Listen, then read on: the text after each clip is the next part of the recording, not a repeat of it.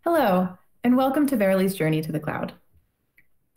Today, we'll chat a bit about Verily, who we are and our background, how we're developing in the cloud, my team, Verily Kumo, and how we're enabling that development in partnership with Alphabet Cloud, some of the products we've worked together to build to kind of enable that cloud development to be more efficient, the adoption catalysts of those products, and then deep dive into one of the more recent products we're excited about, Verily Cloud or App Factory. And then we'll wrap it up by chatting about where Verily's looking for the rest of 2020 in the cloud. But first, we should do introductions. Hello, I'm Sarah Chowski. I work at Verily on a team called Kumo, and I'm joined by Tony Tsang from Alphabet Cloud and Google. So Verily is Alphabet's venture in healthcare. We're focused on a focused version of Google's mission to make the world's health information useful so that people enjoy healthier lives. We sit at the crux of healthcare research, engineering, and data informatics, and we're focused on an exponential improvement of care. So Verily was founded as Google Life Sciences in Google X in 2013. We've grown since then, changed our name to Verily, and we now have over 1,000 employees in Verily and joint ventures. We work with 32 top-tier pharma and medical device companies. And we partner in 3 different spaces. We partner across care solutions, where we work with health systems and employers to develop tools and interventions optimizing care delivery. We work in research solutions, creating an ecosystem of sponsors and health systems to accelerate studies and make it easier to generate evidence. And finally, we collaborate in innovation solutions, working together on next-gen devices, connected solutions that empower research and care outside the 4 walls of a clinic. So one product Verily works on is Project Baseline. Project Baseline collects and organizes terabytes of data and is the future of understanding comprehensive health. We collect data from traditional sources like clinic healthcare records, as well as from more non-traditional sources like data collected at home about behavior and medication and remote wearable devices and location. We pull together this data and organize and aggregate it. And using the Project Baseline ecosystem we've built, we improve the speed and quality of evidence generation of other companies in pharma, device, and health systems so that they can focus on what they do best. We sit at the center to connect participants to studies and develop technology to enable studies to move more efficiently. And as you can imagine, these partners and participants have varying needs and different infrastructure, and we want to meet them where they are and kind of collaborate in a public cloud, which has led us to developing in the cloud.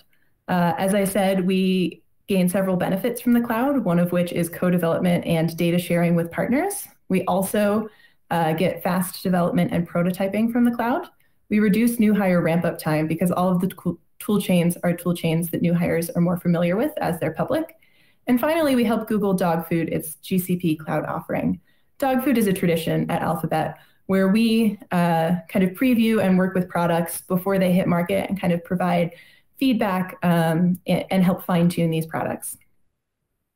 So Verily's GCP history. As you can see, our use of GCP has just gone up and to the right. We've been adopting GCP over the course of years, and we've hit a lot of the same cloud adoption pain points that all GCP customers hit. A sample of these hard challenges include management of external partners' access to data, making sure that if there are agreements to acknowledge that these partners do so before seeing data and that their membership would expire in a timely manner and possibly be refreshed. We work to audit cloud resources and their access, make sure our IAM policies are exactly what we want them to be, and that we understand who is accessing our data and have technical leads just kind of check on and audit these accesses and resources configuration from time to time. And finally, just streamline of creation and management of apps and resources. And as we kind of hit some of these roadblocks, they've pushed us to create new pieces of infrastructure to solve these common pain points, together with Verily and Alphabet. And Alphabet Cloud is in the process of productionizing and releasing these products. So my team, Verily Kumo, is one of the central cloud native teams at Verily. I learned possibly too many months into my tenure on Kumo that Kumo means cloud in Japanese, which is quite fitting for our team.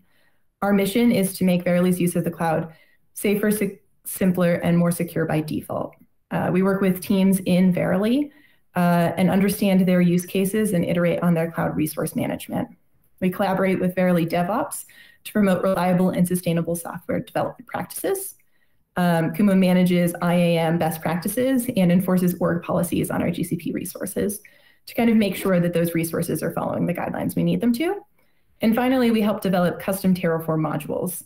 These are Verily specific Terraform modules that enforce best practices, consistency, and security. And they're used throughout the company, both directly and, as you'll see later, in App Factory as well. And as I said, my team collaborates with Alphabet Cloud to do all of this. So I'll hand it over to Tony to talk about a bit about his team. Thank you, Sarah. Hi, everyone. I'm Tony. I'm one of the tech leads in the Alphabet Cloud team at Google. So our team was formed about 2.5 years ago. And our team's mission is to enable GCP adoption across Alphabet companies so that ultimately we can improve our platform and the overall customer experience. In other words, we're here to reduce friction. So in the past 2.5 years, we have been using GCP like an external customer would, and we've seen our share of friction points. I'm going to quickly go over 3 examples here, and I suspect some of you might have seen them before too. The first example is STL to MySQL connectivity. So the MTLS in this permissive mode does not work with MySQL. You'll either need to change it to strict or disable MTLS altogether. This is a well-documented issue by now, but once in a while, new people will still hit it. The second example is automatic HTTP to HTTP redirect. So earlier this year, Google Cloud Load Balancer rolled out this feature. But before it was available, we had to add another layer of load balancer in order to do this redirect. The third example is about GCP API enablement. So in our Terraform modules, we'll need to conditionally wait for an API to be enabled before we can do any kind of operation. Otherwise, it's going to result in an error. So for some of these friction points, we'll try to add internal priority so that the fixes can be rolled out sooner. And for others, we've created workarounds and custom solutions. So as the next step of custom solutions, we have launched 3 internal products within Verily. The first product is called Verily Groups. Verily Groups is an application layer built on top of Google Groups. It has 2 additional features. The first one is membership expiration. Verily does not wish groups to have permanent members. Therefore, all members will have an expiration period. And also when the expiration time approaches, notifications will be sent out to both the group admin and the group member. The second key feature is about data agreements. So some of these groups are used for access control purposes. So before a member can gain access to a group, they have to acknowledge some usage agreements. And when an acknowledgement has been made, it will have to be renewed periodically. The second product is called Aditum. So Aditum is a service that offers security, audit, and cost control governance for Verily. It ingests GCP resource metadata, audit logs, and IAM policies in order to generate periodic reviews, reports for Verily leads to review. It also has integration with Config Validator so that it can scan for anomalies and violations in GCP resource configuration. And finally, the third product is called Verily Cloud. Verily Cloud is a Kubernetes-based application platform created by us in collaboration with Verily teams. We liked it a lot so far, and we're planning to make it available externally under the name of App Factory. So for the rest of this presentation, you might hear the names Verily Cloud and App Factory being used interchangeably. The initial motivation for us to create App Factory is to reduce the time to service. The one common complaint that we keep hearing over and over again is that it takes too long for a new team to get started on cloud. Oftentimes, a developer will spend a lot of time learning about GCP configuration details and their internal security standards. Now, both of these are really important, but they don't meaningfully contribute to the quality of software deployment. They also don't change very much from team to team. Therefore, our hypothesis is that by offering an opinionated platform with automatic guardrails, we can significantly reduce this ramp-up time. There are 4 key features of App Factory. The first one is about cloud resource configurations. App Factory enables you to define custom abstractions of cloud resources backed by Terraform modules. To use an analogy, instead of a hardware store that sells nuts and bolts, App Factory should be more like a furniture store that sells fully assembled desks and chairs. In this basic usage, you can have a one-to-one mapping between App Factory resources and cloud resources. The only difference there is that you may take away a lot of settings and replace them with fixed values that are appropriate for your specific application. But for most applications, they need more than just a Cloud SQL instance, or just a GCS bucket, or just a PubSub topic. They actually need a suite of different GCP resources to work together as a cohesive unit. So App Factory enables you to define this higher level of abstraction so that your developers will only need to deal with a single logical entity as opposed to 5 or 6 or 10 different cloud resources. The second key feature is about rapid application development. As a developer, I want to get to the business logic part as fast as possible. I'm not very interested in the boilerplate or bootstrap code.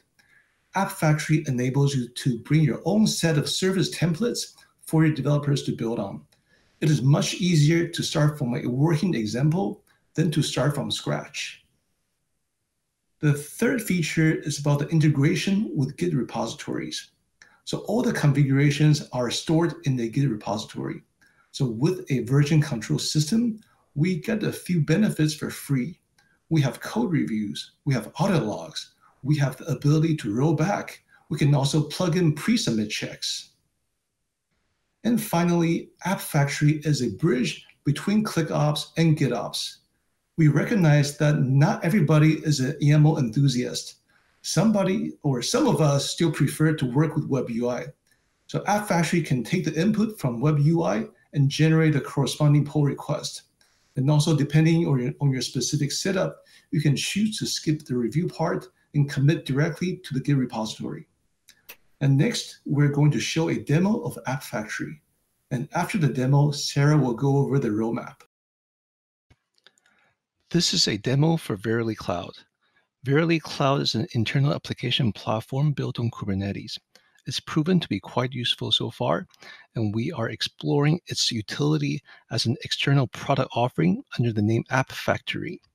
In this demo, we're going to show the workflow to create a cloud environment on GCP and to deploy a simple application. The first step is to create a product. A product on Verily Cloud roughly maps to a set of Git repositories, cloud environments, and software services. In terms of GCP resource hierarchy, you can think of a product as a folder, and there is one GCP project per environment underneath that folder to contain the environment-specific resources. Now let's go to the product creation screen. Other than the name and description, you will see that there are also the IAM groups and break glass groups. The IAM groups have read-only permissions on prod and pre-prod environments. The break glass groups have full access. Break glass comes from the phrase, in case of emergency, break glass. Access to the group is based on demand.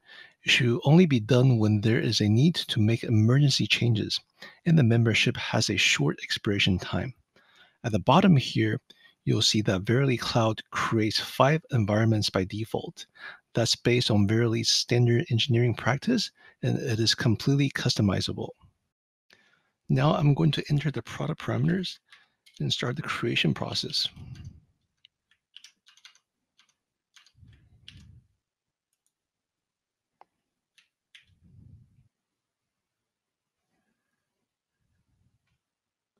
Going back to the product list screen, you can see that the product is now in the pending creation state.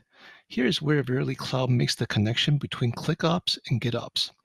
Verily Cloud has generated a GitHub pull request based on the product parameters that we have specified earlier. It's showing pending creation because the pull request has not been merged yet. Let's review the pull request.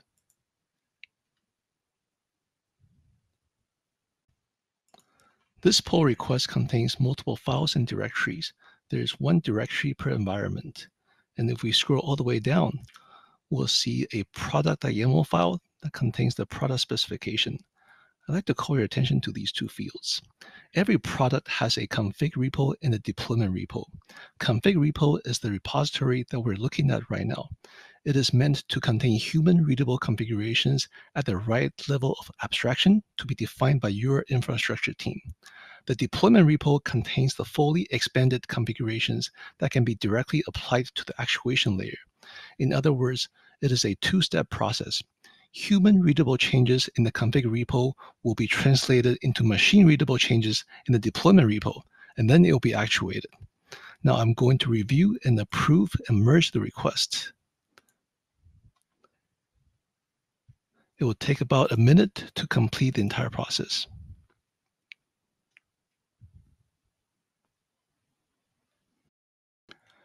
After the product has been created, let's go to the product screen. In the left pane here, there's a list of all the environments associated with this product. So right now, there's nothing in my dev environment. As my next step, I'm going to create a new GKE cluster. So other than the machine type and node count, there is nothing else for me to change. That's because the Verily team has already predefined the rest of the parameters. And after I hit the submit button, it's going to trigger the creation of another pull request. And then we can review it. So the first thing here on the pull request is a Terraform plan output. That shows the expected changes on the GCP side once this pull request is merged.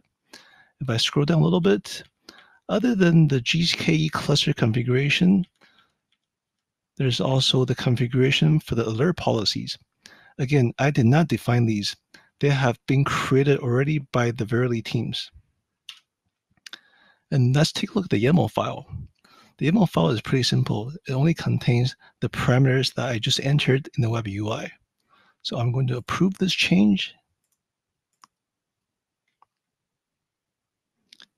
and merge this request. And the GKE cluster should be ready in a few minutes. My GKE cluster is ready to serve now, and I'm going to add a service next. At this point, I should mention that both the resource and service templates are meant to be customized. They should be tailor-made to fit the exact needs of your application team.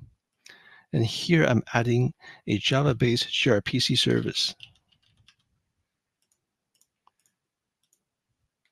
And because I'm deploying this in my dev environment, I'm going to specify that a new rollout will be created on every single commit.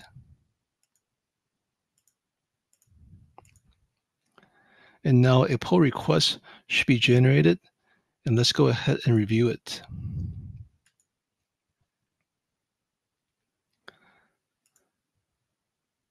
The interesting bit here is that there is a repo URL field.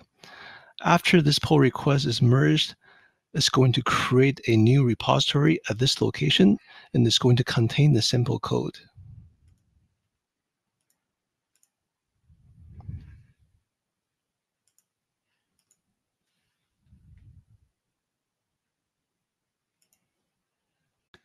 The service creation has finished. Let's take a look. And this URL points to the source repository that contains the generated code.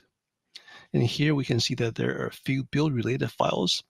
And if we look inside the source directory, we'll see that we have the protocol buffer definition, as well as the Java skeleton code. And because we specified to roll out on every commit, this initial commit should generate a deployment on my GKE cluster. And here, let's take a look at the workflows page. And the deployments are already up and running. And this concludes our demo. Thank you. Welcome back, and thanks for the demo, Tony. As we look forward to the rest of 2020 and Verily in the cloud, we have a few projects in mind. First, we want to work towards enabling prototyping playgrounds for developers. As I said previously, we've enabled a lot of IAM best practices and GCP org policies in our organization hierarchy to kind of keep data safe and secure by default. But this slows down the great development velocity we get when we use the cloud. And so we want to be able to enable playground life cycles, and make sure that developers can easily deploy a project and try some things without going through a large exemption process. Looking towards App Factory, we're working to make templated generic applications independent of language or framework be able to be deployed. We want to focus on test infrastructure, adding integration and load testing that are easy to set up. We want to work to support more cloud resources. And this is just increasing the breadth of GCP resources we have, as well as looking potentially to multi-cloud, being able to flex to where our partners are. We want to be able to customize release management, name custom environments, add additional environments, and change release pipelines to suit developer needs. And finally, more generic automatic monitoring setup so that when people set up a project, it just has that monitoring and telemetry available for them from the get-go. And so that's what we have for you today. If you're interested in anything we talked about or using the tools that Googlers and Alphabet use to speed up their public cloud adoption efforts, please reach out to Doug Platts, the Alphabet Cloud Product Manager. And thank you so much for joining us today.